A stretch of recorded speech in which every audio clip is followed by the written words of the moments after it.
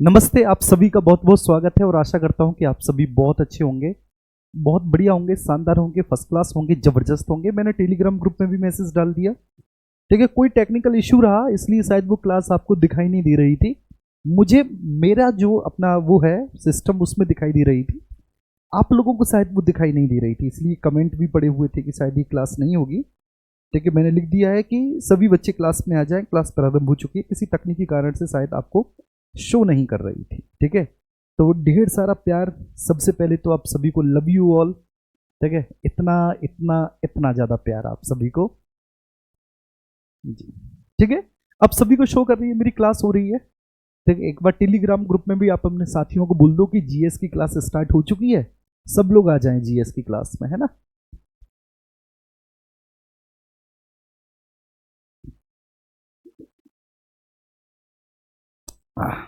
आइए, तो ये जीएस प्रैक्टिस सेट है आपका, शायद 13वां प्रैक्टिस सेट है I think. GS practice set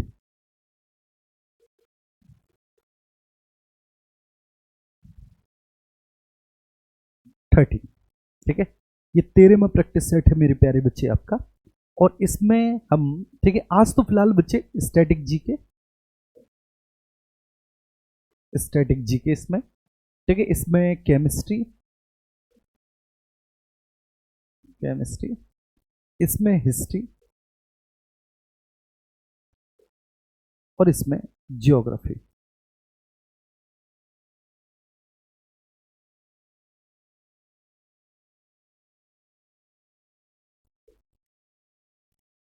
geography, static GK, chemistry, history, geography. तो ये प्रैक्टिस सेट हमारा 13वां है मेरे भाई। ठीक है, 13 प्रैक्टिस सेट है ये हमारा। तो उम्मीद करता हूं कि आप सब बहुत अच्छे होंगे, बहुत शानदार होंगे, बहुत फर्स्ट क्लास होंगे और एकदम जबरदस्त होंगे। तो पहले बताएंगे सब लोग अच्छे हैं, एकदम मस्त हैं।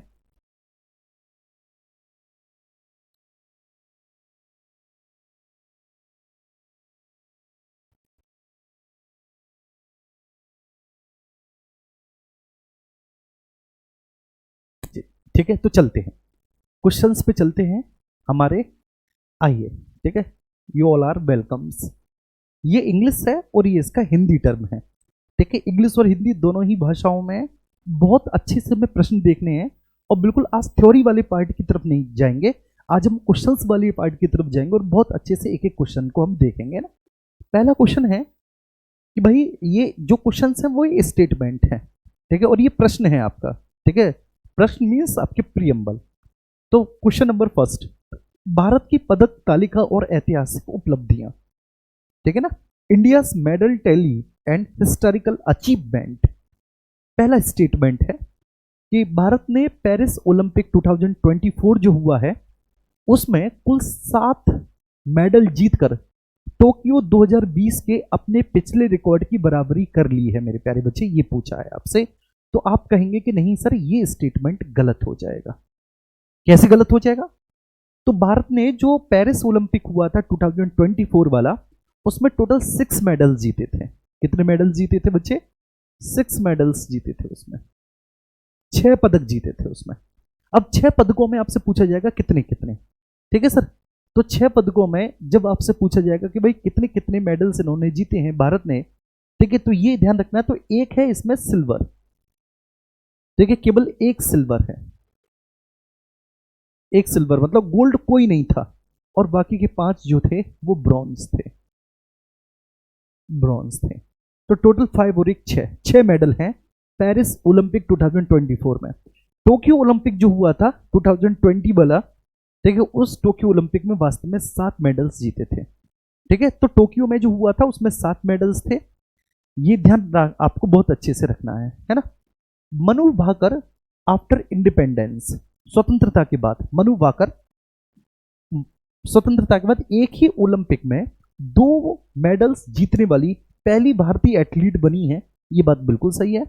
आफ्टर इंडिपेंडेंस, स्वतंत्रता के बाद अगर हम बात करें तो मनु भाकर ने जो है एक ही ओलंपिक में 2 मेडल जीते हैं। ठीक है, मनु भाकर 10 मीटर, मनु भाकर कौन है? एक निशानेबाज है। तो 10 मीटर जो एयर राइफल आपकी कंपटीशन होता है उसमें उन्होंने जीता था 10 मीटर एयर राइफल में, ठीक है, एयर पिस्टल या एयर राइफल इसको आप कहेंगे, उसमें उन्होंने जीता पहला। ये बात बहुत अच्छे से आपको ध्यान रखना है। अब इसके बाद है अमन सहरावत 21 साल की उम्र में ओलंपिक मेडल जीतने वाले सबसे युवा भारतीय बने हैं। ये बात भी सही है, इससे पहले देखिए ऐसा कभी नहीं हुआ कि अमन सहरावत केवल 21 साल की उम्र में ओलंपिक मेडल जीतने वाले सबसे युवा भारतीय बने हैं। तो इसमें अगर हम देखा जाए तो स्टेटमेंट बी और स्टेटमेंट सी, मतलब दूसरा और तीसरा स्टेटमेंट बिल्कुल सत्य है, बिल्कुल सही है। अब यहाँ पर आपको पूरा डिटेल है, डिटेल आपको हिंदी में मिलेगी, है ना, तो डिटेल को हम हिंदी में बहुत अच्छे से पढ़ लेंगे, कोई इश्यू भी नहीं होगा इस डिटेल को हिंदी में पढ़ने में। क्वेश्चन आपको इंग्लिश और हिंदी दोनों में मिलेंगे। डिटेल क्या है कि पेरिस 2024 में भारत का जो अभियान था, मतलब भारत का जो ओलंपिक अभियान था पूरा, वो 6 मेडल थे। इसमें 1 सिल्वर मिला था जैसे कि मैंने आपको बताया, और 5 ब्रॉन्ज मिले थे, ठीक है जी। तो 1 सिल्वर मिला और 1 सिल्वर के साथ आपके 5 ब्रॉन्ज मिले, तो 1 और 5 6 हो गए।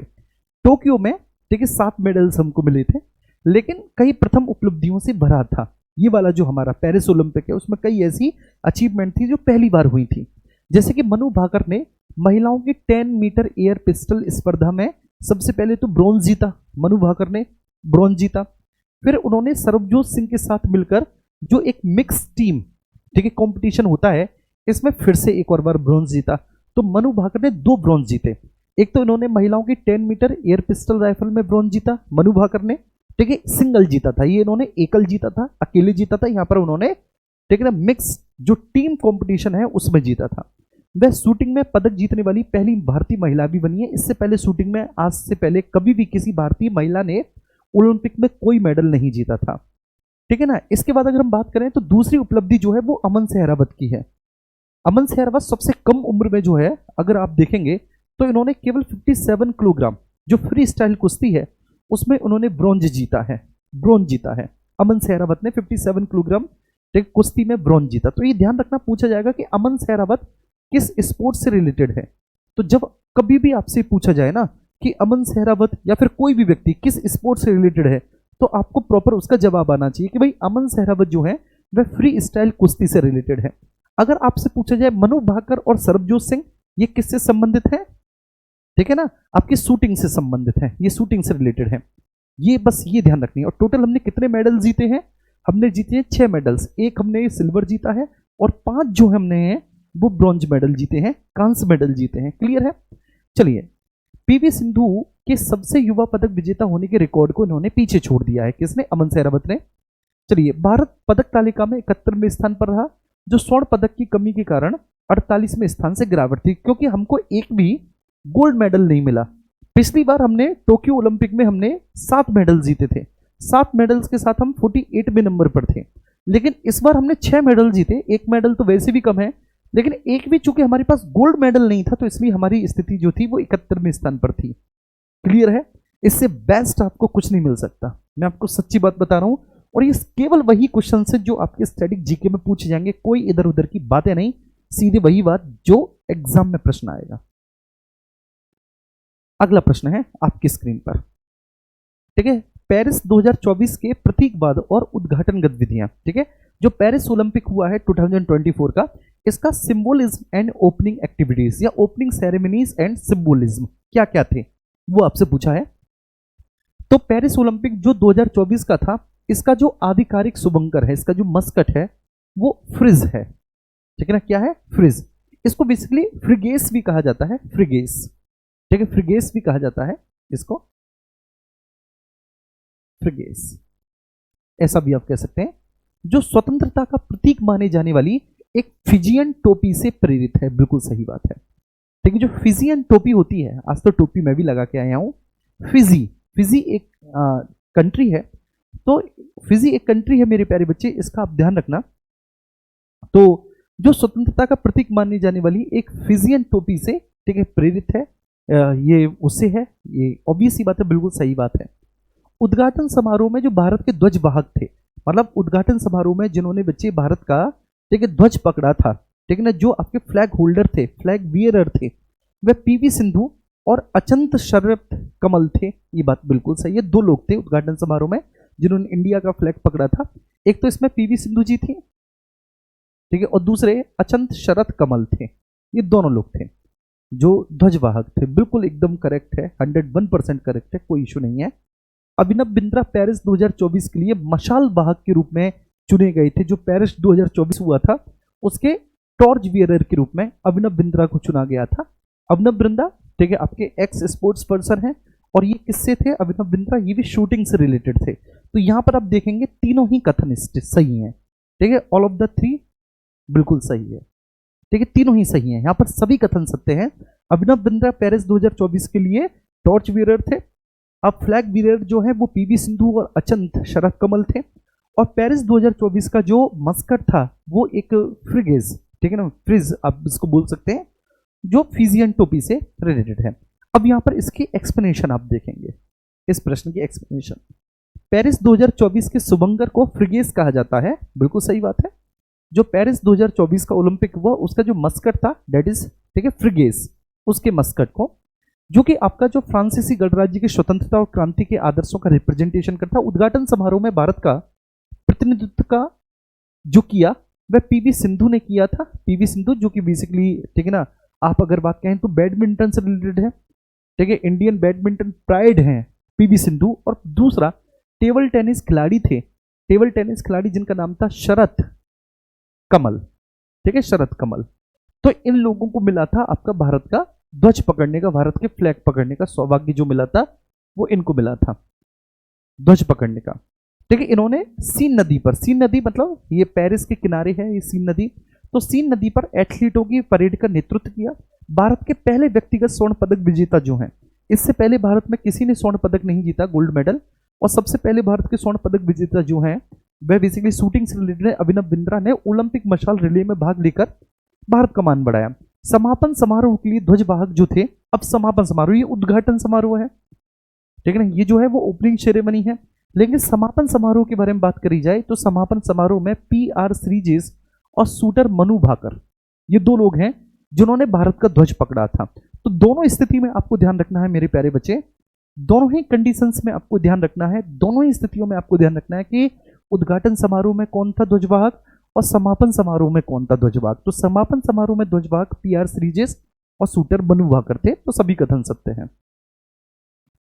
अगला स्टेटमेंट है आपकी स्क्रीन पर, एथलेटिक्स और हॉकी में भारत की जो निरंतरता है उसके बारे में पूछा है। India's consistency in athletics and hockey, उससे रिलेटेड प्रश्न है और उम्मीद करूंगा कि आप सब लोग इस प्रश्न का जवाब देंगे। पहला प्रश्न है कि नीरज चोपड़ा इंडिविजुअल कंपटीशन में ओलंपिक स्वर्ण और रजत का संयोजन जीतने वाले पहले भारतीय बने हैं। जी हाँ, इंडिविजुअल अगर हम बात करें तो एक ऐसा व्यक्ति जिसने गोल्ड भी जीता है और जिसने सिल्वर भी जीता है, एक ऐसा कॉम्बिनेशन केवल एकमात्र व्यक्ति को मिला है और वो व्यक्ति कौन है? आपके नीरज चोपड़ा। तो नीरज चोपड़ा ने वास्तव में व्यक्तिगत रूप से, ठीक है ना, ओलंपिक में गोल्ड भी जीता है और उन्होंने सिल्वर मेडल को भी जीता है। और वो पहले ऐसे भारतीय हैं, उनसे पहले ये कारनामा किसी ने नहीं किया, तो वो पहले ऐसे भारतीय हैं। बिल्कुल सही बात है, बिल्कुल सही बात है, कसम से आपकी कसम बिल्कुल सही है। भारतीय पुरुष हॉकी टीम ने स्पेन को हराकर लगातार दूसरा ओलंपिक ब्रॉन्ज मेडल जीता इस बार। बिल्कुल सही बात है ये भी, ठीक है। ये जो पेरिस ओलंपिक हुआ था 2024 वाला, तो इसमें बिल्कुल करेक्ट स्टेटमेंट है कि लगातार दूसरा ओलंपिक कांस्य पदक भारतीय पुरुष हॉकी टीम ने जीता है। लेकिन इस बार पुरुष हॉकी टीम ने किसको हराया? स्पेन को। तो ये भी पूछा जाता गया है कि भाई, ठीक है, किसको हराकर जीता है? तो स्पेन को हराकर जीता है भारत ने, लेकिन ब्रॉन्ज मेडल जीता है। श्रीजेश और मनु भाकर ने समापन समारोह में भारत का नेतृत्व किया था, भारत के फ्लैग बीयर रहे थे श्रीजेश और मनु भाकर। आप कहेंगे बिल्कुल सही बात है, श्रीजेश और मनु भाकर। जो समापन समारोह जो हुआ था बच्चे, ठीक है, आप कह सकते हैं क्लोजिंग सेरेमनी जो थी, क्लोजिंग सेरेमनी के वह कौन थे? वो थे। तो यहां पर तीनों ही बिल्कुल सही होंगे। नीरज चोपड़ा ने, समझना, नीरज चोपड़ा ने 89.45 मीटर के थ्रो किया। अब यहां पर एक्सप्लेनेशन है, नीरज चोपड़ा ने 89.45 मीटर का थ्रो किया। इसके साथ 89.45 मीटर के थ्रो के साथ नीरज चोपड़ा ने भैया सिल्वर मेडल हासिल किया है, सिल्वर मेडल हासिल किया है, ठीक है। जो टोक्यो के, ठीक है, टोक्यो में उन्होंने क्या हासिल किया था भैया? Gold medal. तो टोक्यो में उन्होंने गोल्ड मेडल, तो टोक्यो के गोल्ड की बात, ये उनकी दूसरी लगातार ओलंपिक सफलता थी, ठीक है सर। तो इन्होंने 89.45 मीटर के थ्रो के साथ रजत, इसमें पाकिस्तान का वो जीता था बच्चे, जो थ्रो करने वाला व्यक्ति है। लेकिन टोक्यो का जो था, इससे पहले वाला जो ओलंपिक था, उसमें उन्होंने गोल्ड मेडल जीता था। भारत के लिए कई व्यक्तिगत पदक जीतने वाले 5वें एथलीट बन गए हैं ये। हॉकी टीम के कप्तान हरमनप्रीत सिंह के नेतृत्व में स्पेन को हमने 2-1 से हराया। ठीक है, तो ये भी पूछा जा सकता है कि इस बार जो हमारी हॉकी टीम थी जिसने स्पेन को हराकर ब्रॉन्ज मेडल जीता है, तो इस ओलंपिक में हमारी हॉकी टीम के कैप्टन कौन थे, ये प्रश्न भी पूछा जा सकता है ना, कि हॉकी टीम के कैप्टन कौन थे। तो हॉकी टीम के कैप्टन थे हरमनप्रीत सिंह। हरमनप्रीत सिंह ने 2-1 से हराकर 1972 के बाद पहली बार 2 पदकों का है ना। इसके बाद PR श्रीजेश, ठीक है ना, इन्होंने संन्यास की घोषणा कर दी कि वो फिर अब संन्यास ले रहे हैं कुल मिलाकर। तो यहां पर भी ये तीनों ही कथन आपके सत्य हैं। अब आप देख लेंगे जो पेरिस ओलंपिक हुआ है 2024 वाला, तो उसके बारे में उसकी ये कुछ लिस्ट है, आप इस लिस्ट को देख लेंगे।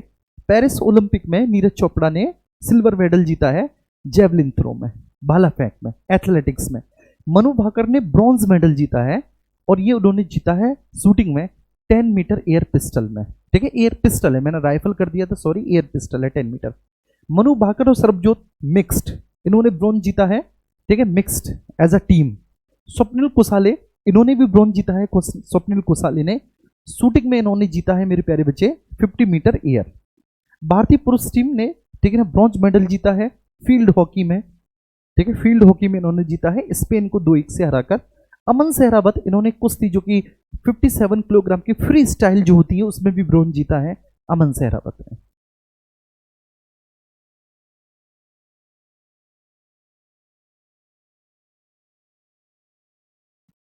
ठीक है, अगले प्रश्न पर चलेंगे। आईसीसी क्रिकेट विश्व कप का उदय और प्रभुत्व, the rise and dominance of the ICC cricket world cup. पहला क्रिकेट वर्ल्ड कप 1975 में इंग्लैंड में आयोजित किया गया था और इसे प्रूडेंशियल कप के रूप में जाना जाता था। बिल्कुल सही बात है, इसको प्रूडेंशियल कप के रूप में जाना जाता था। ठीक है, एकदम करेक्ट है, बिल्कुल सही बात है। आईसीसी क्रिकेट विश्व कप का उदय और प्रभुत्व, the rise and dominance of the ICC cricket world cup. तो यहां पर फिर से पहला जो क्रिकेट विश्व कप है, पहला क्रिकेट वर्ल्ड कप 1975 में इंग्लैंड में आयोजित किया गया। पहला क्रिकेट वर्ल्ड कप 1975 में, बिल्कुल सही है। पहला क्रिकेट वर्ल्ड कप 1975 में इंग्लैंड में आयोजित किया गया था, बिल्कुल इंग्लैंड में आयोजित किया गया था और इसे प्रूडेंशियल कप के रूप में, इसे प्रूडेंशियल कप के रूप में जाना जाता है। बिल्कुल इसको प्रूडेंशियल कप के रूप में जाना जाता है, ऐसा कोई, ठीक है ना। ऑस्ट्रेलिया विश्व कप इतिहास की सबसे सफल टीम है जिसने अब तक 6 खिताब जीते हैं। ठीक है, ये बात भी सही है, विश्व कप के इतिहास की सबसे सफल टीम है। टोटल इसने 6 वर्ल्ड कप जीते हैं, 6 वर्ल्ड कप जीते हैं ऑस्ट्रेलिया ने, ये भी बात बिल्कुल सही है। इंग्लैंड एकमात्र ऐसा देश है जिसने 5 बार विश्व कप की, ठीक है ना, मेजबानी की है। मेजबानी का मतलब है होस्ट किया है मेरे प्यारे बच्चे, 5 बार वर्ल्ड कप को होस्ट करने वाला इंग्लैंड एकमात्र ऐसा देश बना है। तो ये बात भी सही है, यहाँ पर सभी स्टेटमेंट बिल्कुल सही होंगे। क्रिकेट वर्ल्ड कप की जो शुरुआत हुई थी वो 1975 में हुई थी, ठीक है ना, क्योंकि इंग्लैंड के पास उस समय इतने बड़े टूर्नामेंट के आयोजन के लिए रिसोर्सेस थे। ऑस्ट्रेलिया ने 1987 में, 1999 में, 1987, 1999 के बाद फिर 2003 में, जब हम छोटे थे, बहुत छोटे थे 2003 में, 2007 में थोड़े बहुत समझदार हुए, क्रिकेट देखना हमने स्टार्ट किया, तो 2007 में भी ऑस्ट्रेलिया ने जीता, फिर 2015 में जीता और 2023 में जीता। 2023 वाला तो उन्होंने हमको ही हरा के, ठीक है, जीता है। इंग्लैंड ने वास्तव में 5 बार होस्ट किया है क्रिकेट वर्ल्ड कप को, तो ये अब तक है, ये बात ध्यान रखना है। जबकि भारत ने, अगर हम बात करें तो भारत ने 4 बार होस्ट कर लिया है, लेकिन अन्य देशों के साथ मिलकर, इंडिविजुअली नहीं, अन्य देशों के साथ मिलकर भारत ने भी 4 बार होस्ट किया है। तो ये आप पढ़ लेंगे, बाकी कई सारी बात मैंने बता दी। बस इतना ध्यान रखना कि इंग्लैंड ने कब कब जीता है वर्ल्ड कप, तो ये है मेरे प्यारे बच्चे। इंग्लैंड ने 1987 में जीता है, इंग्लैंड ने 1987 में, 1999 में, 1999 में, 2003 में, 2007 में, 2015 और 2023 में इंग्लैंड ने इस खिताब को जीतकर अपना नाम किया है। ठीक है, क्लियर है, क्लियर है। तो इससे अच्छा सेट आपको नहीं मिल सकता, ये तो मैं आपसे प्रॉमिस करता हूं, इससे बेस्ट नहीं हो सकता कहीं पे भी।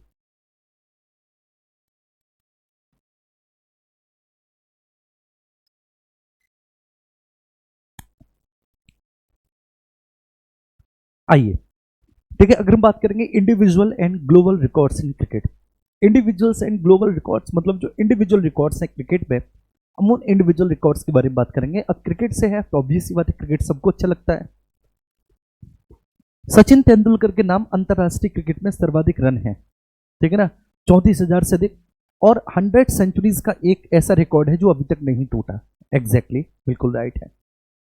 तो सचिन तेंदुलकर के नाम अंतरराष्ट्रीय क्रिकेट में सबसे अधिक रन है और 100 सेंचुरीज का एक रिकॉर्ड है। विराट कोहली वनडे मैचों में सबसे तेज 10,000 रन बनाने वाले खिलाड़ी हैं। अगर वनडे में सबसे तेज 10,000 रन किसी ने बनाए हैं तो वो विराट कोहली हैं, ये बात भी सही है। रोहित शर्मा के पास एक दिवसीय अंतरराष्ट्रीय मैच में सर्वाधिक व्यक्तिगत स्कोर है 264 रन का, ये बात भी सही है।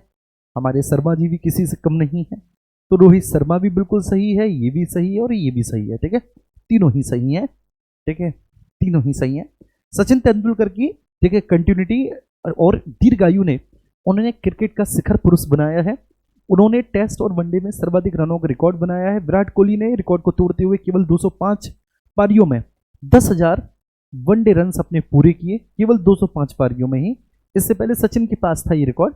रोहित शर्मा का 264 रनों का स्कोर उन्होंने श्रीलंका के खिलाफ बनाया था, आज भी विश्व रिकॉर्ड बना हुआ है। इसके अलावा सचिन तेंदुलकर विश्व कप में मैन ऑफ द टूर्नामेंट 1992 का खिताब जीतने वाले पहले भारतीय थे। ठीक है, इसलिए सभी कथन सकते हैं। अब अगला प्रश्न है, history of the ICC championship trophy and the context for 2025। बिल्कुल लेटेस्ट का प्रश्न है आपका, बन सकता है यहां से। पहला प्रश्न है कि आईसीसी चैंपियंस ट्रॉफी का क्या इतिहास है और 2025 में। चैंपियंस ट्रॉफी की शुरुआत 1998 में हुई थी बांग्लादेश में, और इसे आईसीसी नॉकआउट के रूप में जाना जाता था। बिल्कुल ही आईसीसी नॉकआउट है, जो हारा वो बाहर। ठीक है, ये आज भी चैंपियंस ट्रॉफी की प्रमुख विशेषता है। तो आईसीसी चैंपियंस ट्रॉफी की शुरुआत 1998 में बांग्लादेश में आईसीसी नॉकआउट के रूप में हुई थी। आईसीसी चैंपियंस ट्रॉफी की शुरुआत 1998 में बांग्लादेश में आईसीसी नॉकआउट के रूप में, बिल्कुल सही बात है।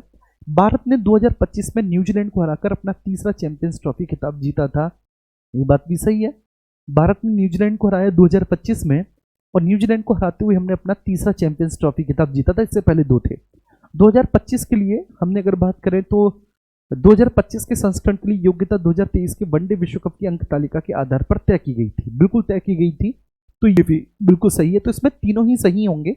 आप इसको पढ़ लेंगे। चैंपियंस ट्रॉफी को 2002 में इसका वर्तमान नाम मिला, इससे पहले इसको आईसीसी नॉकआउट बोला जाता था, आईसीसी नॉकआउट। आज जो हम चैंपियंस ट्रॉफी इसको बोलते हैं, तो चैंपियंस ट्रॉफी का जो उसका नाम मिला है चैंपियंस ट्रॉफी का, वह 2002 में इसका वर्तमान नाम मिला। भारत ने 2025 में दुबई में आयोजित फाइनल में न्यूजीलैंड को 4 विकेट से हराया था। हम सबने वो मैच देखा था, क्रिकेट के शौकीन है भाई हम सब लोग। तो 2025 में दुबई में आयोजित फाइनल में इंग्लैंड को 4 विकेट से हराया हमने, और टोटल 12 साल के बाद हमने इस ट्रॉफी को जीता। यह भारत की 3rd ट्रॉफी थी, तीसरा खिताब था। 2002 में श्रीलंका के साथ संयुक्त विजेता। ठीक है, इसके बाद फिर 2013 और 2025 के टूर्नामेंट के लिए योग्यता का मानदंड बदल दिया गया था, जिसमें शीर्ष 8 टीमों का चयन किया गया था, और जो शीर्ष 8 टीम चुनी गई थी वह 2023 के वर्ल्ड कप के परिणामों के आधार पर, कि 2023 के वर्ल्ड कप में जिन 8 टीमों ने सबसे बेहतर प्रदर्शन किया था, 2023 के वर्ल्ड कप में जिन 8 टीमों ने सबसे बेहतर प्रदर्शन किया था, उनको चैंपियंस ट्रॉफी में टेक किया गया कि ये चैंपियंस ट्रॉफी में पार्टिसिपेट कर सकती हैं। भारत ने टोटल ये 3 बार जीता है, 2002 में, ठीक, हमने संयुक्त रूप से श्रीलंका के साथ 2013, 2025 में। 2025 में हमने लगभग 8 सालों के बाद जीता था मेरे प्यारे बच्चे, नहीं 12 सालों के बाद हमने जीता, 12 सालों के बाद जीता हमने, जब हमने इसमें न्यूजीलैंड को 4 विकेट से हराया था।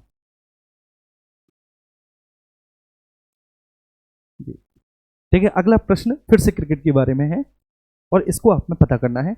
क्रिकेट की अन्य शैलियां और ऐतिहासिक उपलब्धियां, other styles of cricket and historical achievements. Historical achievements,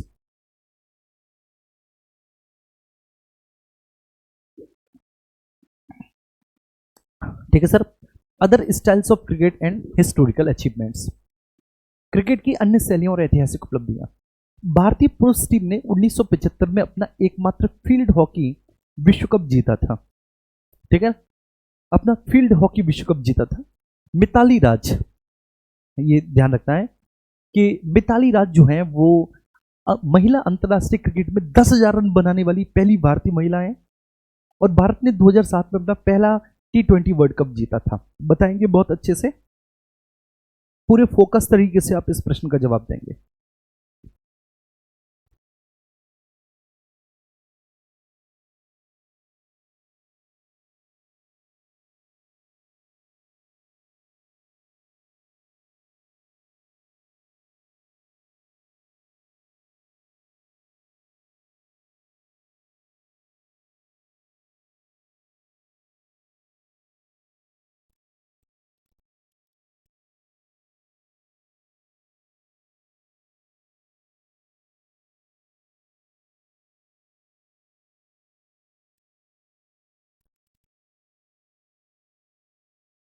चलिए बताइए।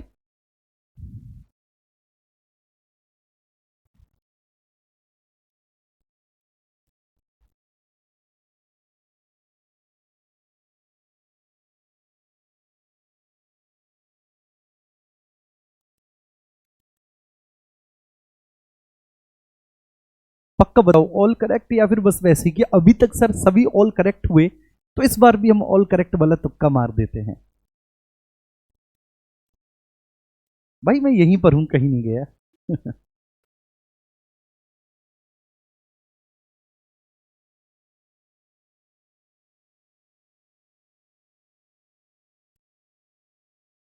Nice class, thank you, thank you so much.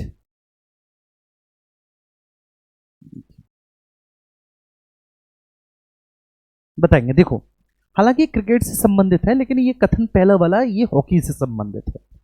देखिए, ये हॉकी से रिलेटेड है कि भारतीय पुरुष टीम ने 1975 में अपना एकमात्र फील्ड हॉकी वर्ल्ड कप जीता था। बिल्कुल सही बात है, 1975 में। देखिए, अपना फील्ड हॉकी वर्ल्ड कप 1975 में भारतीय पुरुष टीम ने जीता था। मिताली राज महिला अंतर्राष्ट्रीय क्रिकेट में 10,000 रन पूरा करने वाली पहली भारतीय महिला बनी है। बिल्कुल बनी है मिताली राज जी, इसमें कोई दो राय नहीं है। और भारत ने 2007 में भारत ने अपना पहला T20 वर्ल्ड कप जीता था। बिल्कुल सही है। तो सभी कथन सही हैं जो भैया बोल रहे थे, सभी कथन, तो मतलब उनकी भविष्यवाणी ठीक हुई कि सभी कथन सही हैं। ठीक है, आइए अगले प्रश्न पर चलते हैं। कुछ टेबल हैं। अब ये वर्ल्ड कप है। वर्ल्ड कप 1998 विजेता साउथ अफ्रीका रहा था और इसको होस्ट किया था बांग्लादेश ने। वर्ल्ड कप 2002 इसका विजेता भारत और श्रीलंका रहा था, इसको होस्ट किया था श्रीलंका ने। 2013, ठीक है ना, 2013 ध्यान रखना, होस्ट किया था इंग्लैंड ने, भारत विजेता रहा। 2017 पाकिस्तान जीत गया है, ठीक है, 2017, और इसको होस्ट किया था इंग्लैंड ने। फिर 2025 इसको मेरे प्यारे बच्चे भारत विजेता है, और इसका जो होस्टिंग की थी वो पाकिस्तान और दुबई, ठीक है, इन्होंने होस्टिंग की थी। ये है बच्चे आपका न्यूट्रल। तो ये है आपका।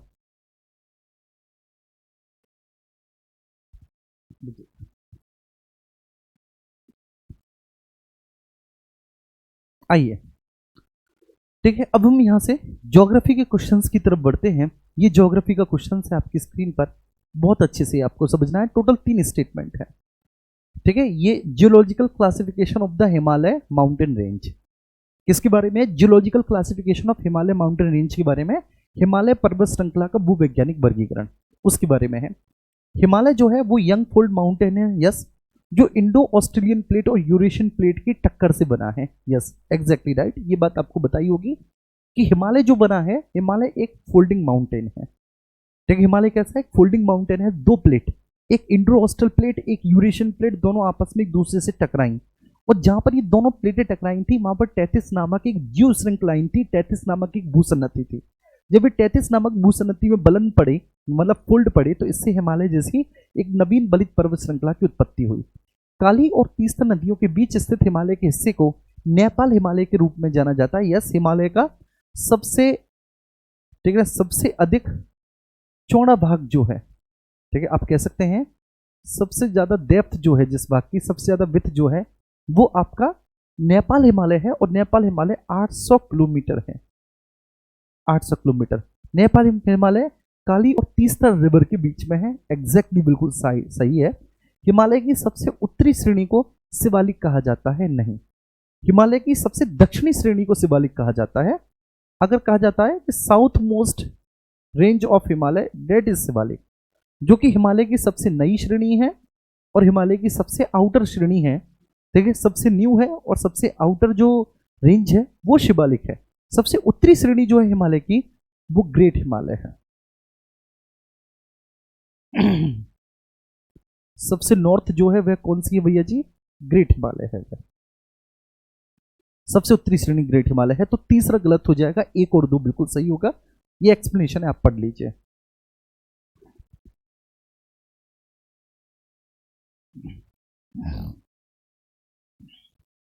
आइए, ठीक है, अगले प्रश्न पर चलते हैं। ठीक है, उत्तर भारत के विशाल मैदान और जलोढ़ आकृति विज्ञान, the great plains of north India and the alluvial morphology, इसके बारे में आपसे पूछा हुआ है। देखो इसमें इतना ध्यान रखना है आपको, जैसे मान के चलिए ये कोई ग्लेशियर है, इस ग्लेशियर से किसी रिवर का ओरिजिन हुआ, ये ग्लेशियर है और इस ग्लेशियर से किसी भी नदी का ओरिजिन हुआ। ये कोई नदी है, ये कोई रिवर है, इस रिवर का ओरिजिन हुआ इस ग्लेशियर से, है ना बच्चे। मैं बहुत मोटा मोटा आपको बताऊंगा, बहुत ज़्यादा डिटेल और डेप्थ में नहीं जाऊंगा, क्योंकि आज मेरा जो टारगेट है वो आपको थ्योरी पढ़ाना नहीं बल्कि एमसीक्यू कराना है ना। तो बस इसलिए मैं अपने उद्देश्य से ना भटकूं और थ्योरी ना पढ़ाने लग जाऊं। थ्योरी पढ़ाने के लिए मैं कुछ प्लान कर रहा हूं, कुछ लेकर आऊं कि आपको मुझसे थ्योरी पढ़ने को मिले। तो कोई ग्लेशियर है, इस ग्लेशियर से इस रिवर का ओरिजिन हुआ, इस नदी का ओरिजिन हुआ। तो ये जो है बच्चे, ये माउंटेन स्लोप है, ये पर्वतीय ढाल है। जब ये नदी इस पर्वतीय ढाल से होकर जाएगी, समझना, जब ये नदी इस पर्वतीय ढाल से होकर जाएगी तो यहां पर ये वेदरिंग और इरोजन करेगी। ये नदी क्या करेगी, ये नदी यहां पर वेदरिंग और इरोजन करेगी।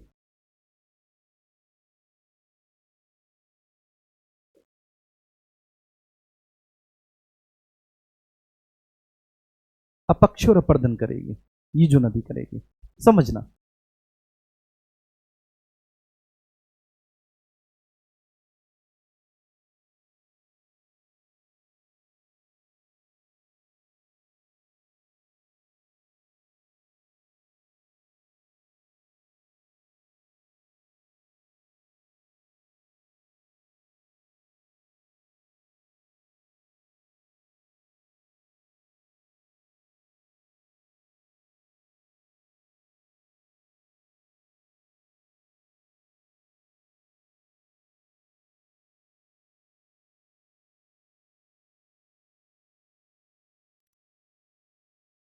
चलो बेटा, तो ये नदी वेदरिंग इरोजन करेगी, है ना।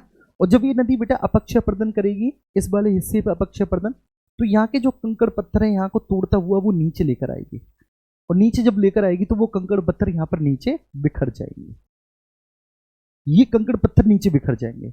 तो ये जो रीजन होता है, इस रीजन को हम लोग बेटा कहते हैं भावर प्रदेश, भावर रीजन बोलते हैं इसको, भावर रीजन, इसको हम भावर प्रदेश बोलते हैं। हिंदी में भावर रीजन, भावर प्रदेश इसको हम बोलेंगे। भावर प्रदेश की सबसे बड़ी विशेषता क्या है कि एक ऐसा प्रदेश होता है जहां पर कंकड़ पत्थरों की बहुलता होती है।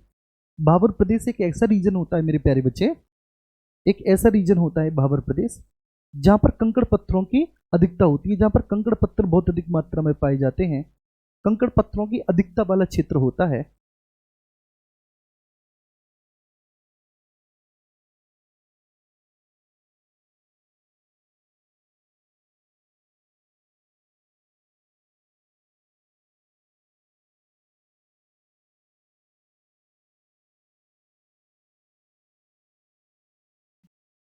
जी, ये कंकड़ पत्थर की अधिकता वाला रीजन होता है मेरे प्यारे बच्चे, ठीक है। और यहाँ पर जब कोई भी नदी प्रवाहित होती है तो ऐसा लगता है कि ये पूरा का पूरा जो प्रदेश है, ठीक है बच्चे, ये पारदर्शी प्रदेश है। मतलब आप ये समझिए कि ये कंकड़ पत्थर यहाँ पर है, नदी प्रवाहित हो रही है, तो ये जो क्षेत्र विशेष होता है यहाँ पर नदियों की पारगम्यता बहुत अधिक होती है। आप नदी के भीतर तक देख सकते हैं कंकड़ पत्थर, नदी की पारगम्यता बहुत अधिक होती है, इसको भावर प्रदेश कहते हैं।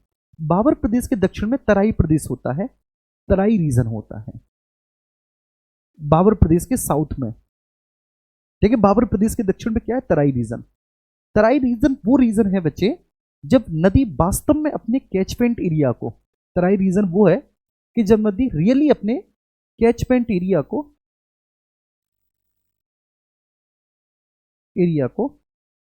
प्राप्त करती है, नदी अपनी वास्तविक द्रोणी को प्राप्त करती है, नदी अपने वास्तविक जल क्षेत्र को प्राप्त करती है। मतलब तराई रीजन वो होता है जब बेटा नदी, ठीक है, मैदान में प्रवेश करती है, एंटर इन प्लेन, मैदान में प्रवेश करती है, तो नदी का जो कैचमेंट एरिया होता है, कैचमेंट एरिया बच्चे बहुत चौड़ा हो जाता है। नदी का जो कैचमेंट एरिया होता है वो बहुत चौड़ा हो जाता है क्योंकि नदी वास्तव में अपने जल ग्रहण को प्राप्त करती है, तराई रीजन है। अब ये तराई रीजन दो प्रकार का होता है, एक होता है तराई रीजन खादर और दूसरा होता है बांगर। बस ये आपको समझना है, खादर बांगर। बांगर का मतलब होता है ओल्ड, खादर का मतलब होता है न्यू। देखो, जहां पर नदियों के बाढ़ का पानी हर साल पहुंचता है, तो जहां पर नदियों के बाढ़ का पानी हर साल पहुंचेगा तो वहां पर नदी जो है न्यू डिपॉजिट्स लाएगी और उनको जमा करेगी।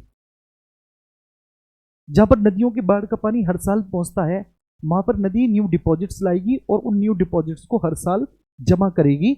वो खादर प्रदेश है, नया प्रदेश है, और ये बहुत ज्यादा फर्टाइल होता है, ये बहुत ज्यादा उर्वर होता है। ठीक है, यहाँ की जो मृदा होती है वह आपकी बिल्कुल आप ये कह सकते हैं कि बहुत उर्वर मृदा होती है, और यहाँ की मृदा में नमी होती है, नमी होती है बेसिकली, ठीक है ना, और बहुत महीन होती है वो जो ये मृदा होती है। जो बांगर होता है, बांगर का मतलब है नदियों की बाढ़ का पानी बहुत साल पहले कभी पहुंचा होगा, नदियों के बाढ़ का पानी बहुत साल पहले कभी पहुंचा होगा, अब नहीं पहुंच रहा भैया। ठीक है, तो इसलिए ये ओल्ड डिपॉजिट्स हैं। ये कैसे डिपॉजिट्स हैं? ये ओल्ड डिपॉजिट्स हैं, ये लेस फर्टाइल होते हैं इन कंपैरिजन ऑफ खादर। ये लेस फर्टाइल होते हैं, मतलब ये कम उर्वर होते हैं मेरे प्यारे बच्चे, खादर की तुलना में लेस फर्टाइल होते हैं। ठीक है, और ये जो है ना छोटे छोटे बालू के रूप में कन्वर्ट हो चुके होते हैं, ये बालू के कणों के रूप में कन्वर्ट हो चुके होते हैं और उनकी उर्वर शक्ति बहुत कम होती है। तो तराई रीजन को हम दो भागों में बांटते हैं, एक हम बांटते हैं इसको खादर प्रदेश, दूसरा हम बांटते हैं बच्चे बांगर प्रदेश। बांगर ओल्ड, खादर न्यू। ठीक है, तो जहां पर नदियों का बाढ़ का पानी हर वर्ष पहुंचता है, हर साल नए नए डिपॉजिट्स जमा किए जाते हैं, ये फर्टाइल होते हैं, नमी धारण करने की क्षमता बहुत अधिक होती है, महीन होते हैं। ठीक है, और ये निचले जगहों पर पाए जाते हैं, निचले जगहों पर।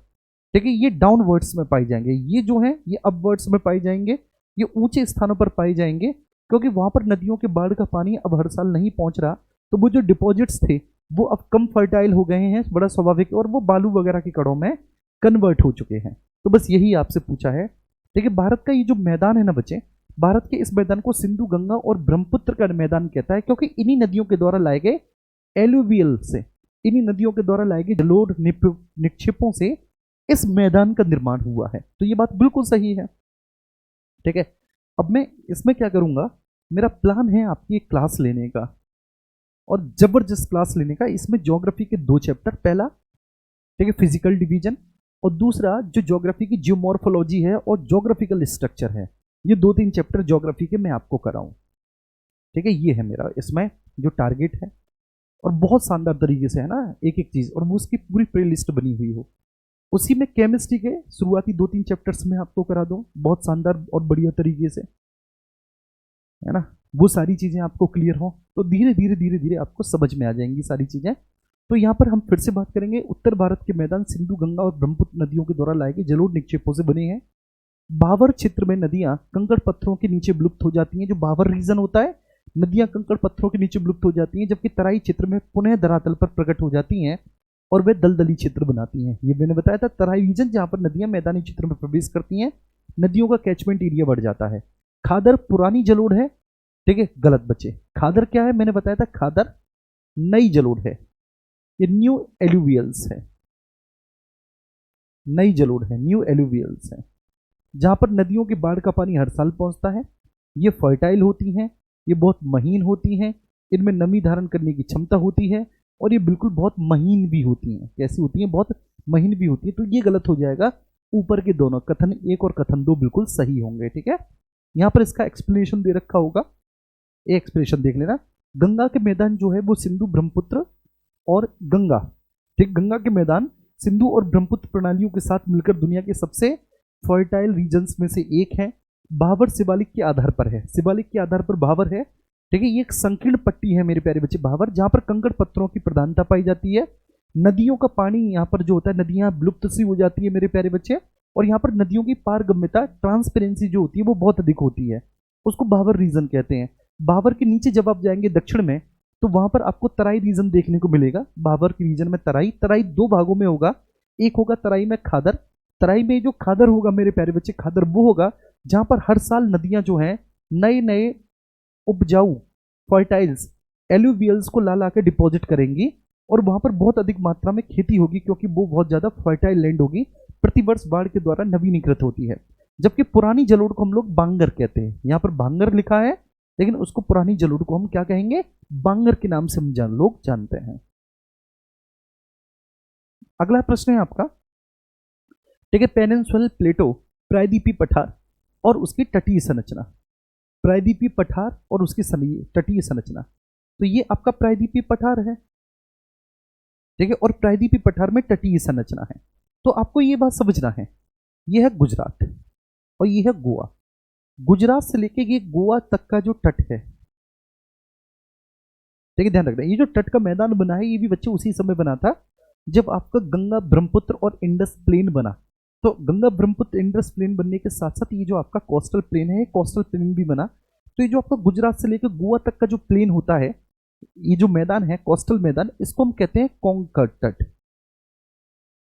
क्या कहते हैं इसको? कोंकण तट कहते हैं। मैं फिर से बोल रहा हूं, ये है आपका गुजरात और ये है गोवा मेरे प्यारे बच्चे, गुजरात गोवा।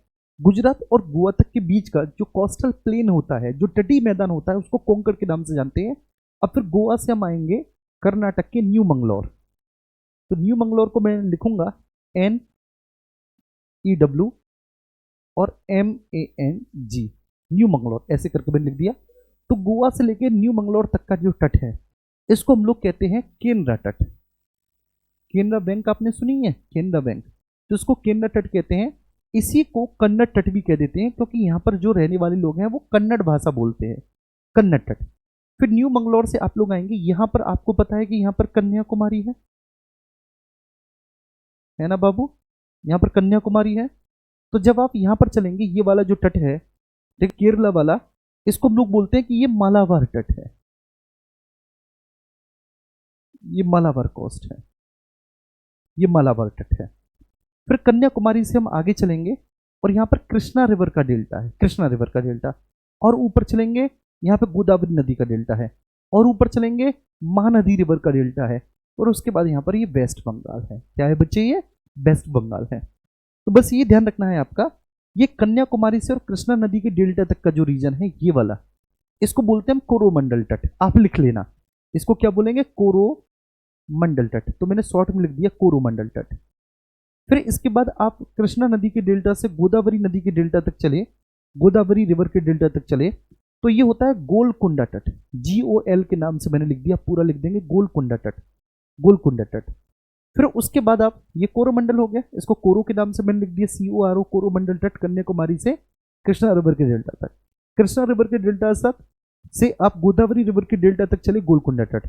फिर गोदावरी रिवर के डेल्टा से आप महानदी रिवर के डेल्टा तक चले। ये कृष्णा रिवर है तो ये K डेल्टा है, ये गोदावरी रिवर का डेल्टा है तो ये G डेल्टा है, और ये महानदी का डेल्टा है तो ये M डेल्टा है। ऐसे करके आप समझना। फिर गोदावरी नदी के डेल्टा से महानदी नदी के डेल्टा तक आप चले तो इसको आप लोग कहते हैं उत्कल तट। क्या कहते हैं? उत्कल तट।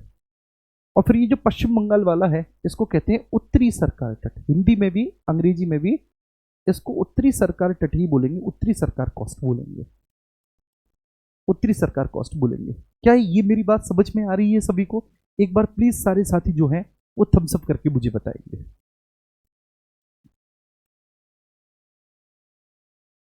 अच्छा, आप एक्सप्लेन जो करते हो वो न्यू स्लाइड पे किया करो, ठीक है? ठीक है, okay, I promise to you. वैसे भी मैं इसको छोटा कर देता हूं, ठीक है? ओके, ये क्वेश्चन आपका यहाँ पे आ गया, लेकिन आगे से मैं आपसे प्रॉमिस करता हूं कि जब भी कभी मैं एक्सप्लेन करूंगा तो न्यू स्लाइड पे करूंगा, ठीक है? और ये वाला अब जो है आपका, ये आपको अच्छे से दिखाई देगा क्योंकि ये क्वेश्चन इधर रह गया। और इसमें भी मैं आपको बता रहा हूं, इसमें भी, ठीक है, इसको मैं ऊपर कर देता हूं कि और आपको क्लियरली दिखाई दे, और आपको क्लियरली दिख पड़े,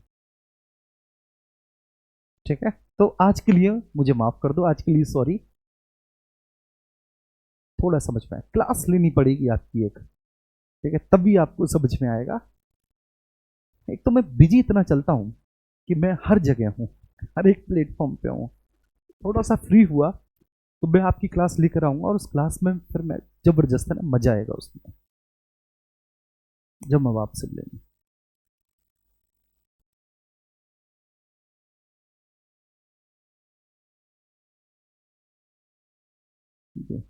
ठीक है, अब हम यहां पर बात करेंगे, ठीक है, प्रायद्वीपीय पठार और तटीय संरचना।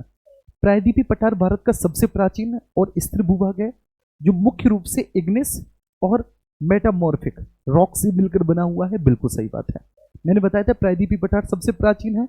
इसमें सबसे पहले आर्कियन क्रम की चट्टानें मिलती हैं, यहां लिख देता हूं, है ना? प्रायद्वीपीय पठार में सबसे पुरानी आर्कियन क्रम की चट्टानें मिलती हैं, ये मैंने बताया था। आर्कियन क्रम की जो चट्टाने हैं, आर्कियन टाइप, तो जो आर्कियन क्रम की चट्टाने, उन चट्टानों के अपक्ष और अपरदन के बाद धारवाड़ क्रम की चट्टानों का विकास हुआ।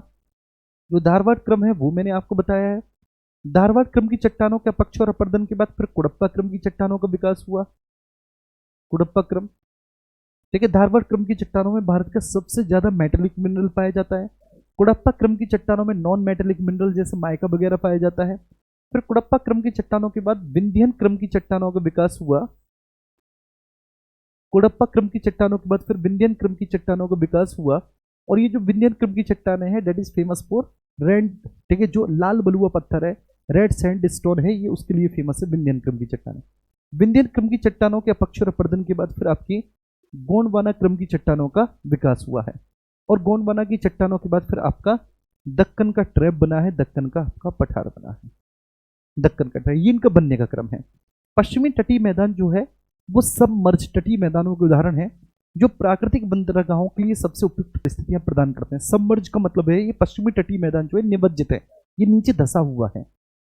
पूर्वी घाट पश्चिमी घाट की तुलना में अधिक ऊंचा और निरंतर है, नहीं बच्चे, उल्टा हो जाएगा। जो वेस्टर्न घाट है, जो आपका वेस्टर्न घाट है, वेस्टर्न घाट अधिक ऊंचा है, वेस्टर्न घाट अधिक ऊंचा है, अधिक क्लियर है वेस्टर्न घाट, ठीक है। जबकि जो पूर्वी घाट है, ये पूर्वी घाट इतना क्लियर नहीं है और ये बिखरा हुआ है। और पूर्वी घाट जो इतना क्लियर नहीं है, बिखरा हुआ है, इसके पीछे है नदियां। यहां से जो नदियां निकलती हैं, उन नदियों ने क्या किया है बच्चे, इस पूर्वी घाट को बहुत अधिक मात्रा में एक तो वेदरिंग की है, इसकी बहुत अधिक मात्रा में इसका अपक्षय किया है, वेदरिंग की है, और प्लस बहुत अधिक मात्रा में इसका इरोजन भी किया है। तो बहुत अधिक ज्यादा इसके वेदरिंग और इरोजन की है इन नदियों ने। जैसे कि यहां से कृष्णा नदी निकली, पहले गोदावरी है, गोदावरी निकली, गोदावरी ने, गोदावरी के बाद फिर कृष्णा ने, और कृष्णा के बाद फिर कावेरी नदी ने। इन्होंने बहुत अधिक मात्रा में वेदरिंग और इरोजन किया है, इसलिए ये कटा छटा हो गया है। ये कैसा हो गया है, ये कटा छटा हो गया है, कटा छटा। तो इसलिए ये गलत हो जाएगा। तो केवल 1 और 2 जो होगा वो आपका सही होगा, केवल 1 और 2। तो कथन 1 और 2 जो है, कथन 1 और 2 आपका सत्य है, बिल्कुल सही है कथन 1 और 2 जो है। तो प्रायद्वीपीय पठार, जैसे कि हमने आपको बताया कि प्रायद्वीपीय पठार, जी ठीक है, मैं आगे से लिख दिया करूंगा, है ना। प्रायद्वीपीय पठार जो है वह गोंडवाना लैंड का एक हिस्सा है। जो प्रायद्वीपीय पठार है, ये बात सही है मेरे प्यारे बच्चे, ठीक है। और पश्चिमी घाट, पश्चिमी घाट को हम सह्याद्री के नाम से जानते हैं। पश्चिमी घाट बहुत ज्यादा कंटिन्यूअस है, पश्चिमी घाट बेटा बहुत ज्यादा कंटिन्यूअस आपको देखने को मिलेगा in the comparison of Eastern Ghat, ठीक है ना। थाल घाट, भूर घाट, पाल घाट जैसे दर्रों के माध्यम से ही पार किया जा सकता है। तो यहाँ पे थाल घाट, भूर घाट, पाल घाट जैसे पासेस मिलेंगे पश्चिमी घाट में। मैं आप जब पासेस बताऊंगा तब आपको बताऊंगा। इसके विपरीत पूर्वी घाट जो है वह काफी ज्यादा विच्छेदित है, मतलब डिसेक्टेड है जो पूर्वी घाट है, क्योंकि जो नदियां हैं, महानदी, गोदावरी, कृष्णा वगैरह, उनकी नदियों के द्वारा उसको बहुत अधिक मात्रा में वेदरिंग और उसका इरोजन किया गया है ना। अगला प्रश्न है, चलिए अब मैंने ये कोरल वगैरह के बारे में आपको बताया है, तो यहां पर देखेंगे लक्षद्वीप समूह जो है वह कोरल ओरिजिन के हैं, जबकि अंडमान और निकोबार जलमग्न पर्वत श्रेणियों के उभरे हुए भाग है। बिल्कुल सही बात है। अंडमान निकोबार क्या है कि पानी में डूबी हुई जो पर्वत श्रेणियां हैं उनके ऊपर उठे हुए भागों पर अंडमान निकोबार का विकास हुआ है। अंडमान और निकोबार आप ये कह सकते हैं कि हिमालय का दक्षिण पूर्वी विस्तार है ना। जैसे जो आपका अराकान यूमा है, ठीक है, अब इतना डिटेल में नहीं जाना, बस आप ये समझो कि हिमालय जो आपका महान हिमालय है, महान हिमालय के बाद मध्य लघु हिमालय, उसके बाद फिर शिवालिक हिमालय बना, ठीक है। अब ये जो हिमालय है, हिमालय जब आप अरुणाचल प्रदेश के नामचा बारमा में जाएंगे तो वहां पर हिमालय ने एक तीखा अक्षशृंगी मोड़ लिया, उसके बाद हिमालय डाउनवर्ड्स हो गया, नीचे की तरफ मुड़ गया है ना। और जब वो नीचे की ओर मुड़ गया है तो यहाँ पर आप पटकाई बूम देखे हैं, म्यांमार में अराकान योमा देखेंगे, फिर नीचे आप जाएंगे तो उन्हीं पर्वत चोटियां जो, ठीक है, आपकी अरब सागर, सॉरी, जो आपकी बंगाल की खाड़ी में चली गई, तो बंगाल की खाड़ी के अंदर, ठीक है, पर्वतों के जो किनारे पानी से ऊपर उठे हुए हैं, वहां पर अंडमान निकोबार द्वीप समूह के रूप में उनकी उत्पत्ति हुई है। हालांकि वहां पर कुछ कोरल द्वीप भी हैं अंडमान निकोबार में, लेकिन अधिकतर जो है वो डूबी हुई पर्वत चोटियों के हिस्सा है, वह डूबी हुई पर्वत चोटियों के भाग हैं, ठीक है, उभरे हुए भाग में जगमग्न पर्वत श्रेणियों के उभरे हुए भाग हैं। अंडमान निकोबार उन्हीं पर बसा हुआ है, जबकि लक्षद्वीप जो है वह मूलतः कोरल से निर्मित है। लक्षद्वीप जो है वो मूलतः कोरल से निर्मित है। लक्षद्वीप का जो विकास हुआ है वो मूलतः कोरल से हुआ है। भारत का सबसे दक्षिणी बिंदु इंदिरा पॉइंट ग्रेट निकोबार द्वीप पर है। सही बात है, इसको हम पिगमिलियन पॉइंट भी बोलते हैं।